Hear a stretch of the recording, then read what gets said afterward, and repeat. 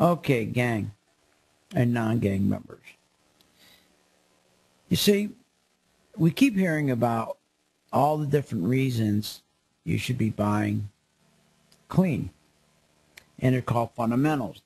And if you listen to Cramer, he had the CEO come on, and he told you all the different reasons why you should buy it.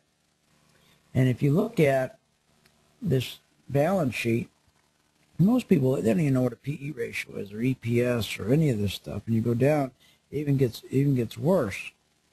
Okay, key statistics come on in here. I mean, all of this, right? Price to book, price to sales, all of this. I mean, people have no idea what price to book is, or profit margins, or price to sales, or operating margins, or return on assets, or return on equity. All this stuff here. People think, oh man, this is so complicated. I better get somebody to read this for me so they know what they're doing, so they know they can buy the right stock for me. Well, that's all a bunch of baloney, because what we do is we take all of this stuff that you see here, and it's mathematically, and guess who came up with the idea, okay, is Dow and Edison. Edison came up with the ticker tape, and Dow came up with the Dow 30. And Dow is called the father of technology. They both discovered in the 1800s to know all of this stuff.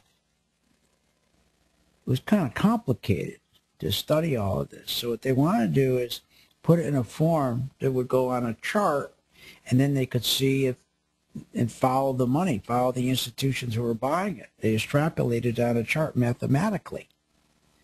So the revenues, the earnings, the debt, the guidance statements, all that stuff shows up in this. So they extrapolate it, and you get what we call a chart.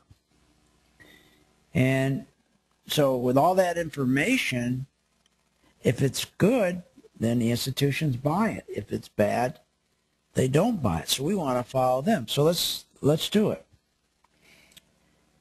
Cramer, he follows all the information. The problem with that information I just showed you, it's 3 months old, and so doesn't most of Wall Street. They all follow that. Why do they do that instead of using the chart? Why would they follow 3-month information, 3-month-old information, and why it's always the storytelling about a stock? Well, because they know if they're salespeople, and they know that if you have a chart, you could come up with an objection, and they got to get over the objection. So if they keep you away from charts and tell you a story and make it so complicated, it'll look like you need their expertise. You see? So that's why Edison and Dow decided, let's chart this stuff. So here, let's take a look. So CLNE. The only time you buy a stock is when this guy right here, there's 2 charts that we use, okay? There's 2 charts. Now, it's not complicated. It's very easy. It's very easy. You have 2 charts, and these 2 charts are different time frames. This chart, okay, is days. In other words, every one of these green bars and red bars is at 1 day. That's 1 day's volume. Red, they had more people buying and more people selling. Green, they're buying. So here, these 2 days, they had more people selling on this day, and they had more, and they had less people who were willing to buy it, meaning you had more people willing to sell it than to buy it. So these bars tell you day by day if you had more sellers or more buyers, and you can compare day to day. Well, that's pretty easy. That's pretty nice to know. These are the most important lines. These are called stochastics. You don't even have to know what it means.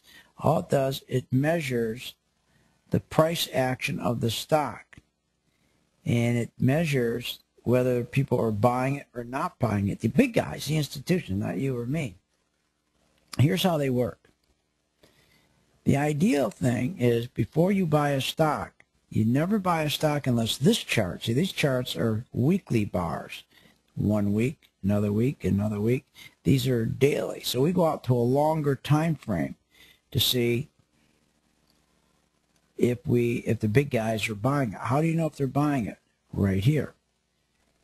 When they're on the bottom and this red line is turning up, that's telling you the institutions, the big funds, the teachers, the police, the fire, they're buying it. When it's on the top, it's never wrong. When it's on the top, they're taking their money out over a 3-month period. This is over a 1 week to 1 month period. So in other words, it would take December over here. From the bottom to the top in December could take 1 week. Here, on this chart, from the bottom to the top can take 3 months. So looking out 3 months, when this was a buy signal right here. Long term, short term, December. So that's when the only time you buy a stock. And here it was. You see it right here. Right on the bottom. That's where we bought it. Right there. See it? That's where you buy it. Now, Cramer, on the other hand, listening to all the noise, he wants you to buy it up here. Now, he had you buy it up here. Are you nuts? We already have a 54% gain. He's telling you to buy it up here, just as institutions were pulling their money out. See it? This will never lie. Go check out this guy here in December. See right here? Watch. That's when it started to rally, right? And then she started to roll over. And then this started to roll over. See it? So if you take the beginning of January right here, start to roll over. And the beginning of January here, start to roll over. Look, never lies. This guy, as soon as it gets to the top, 80% is overbought. And when it's on the bottom, it's oversold. So that meant when he said to buy it, it was way overbought. Institutions were ready to get out. And sure enough, they started in a short time. So within 1 week, look what's happening. And what you got maybe 3 months for this to go.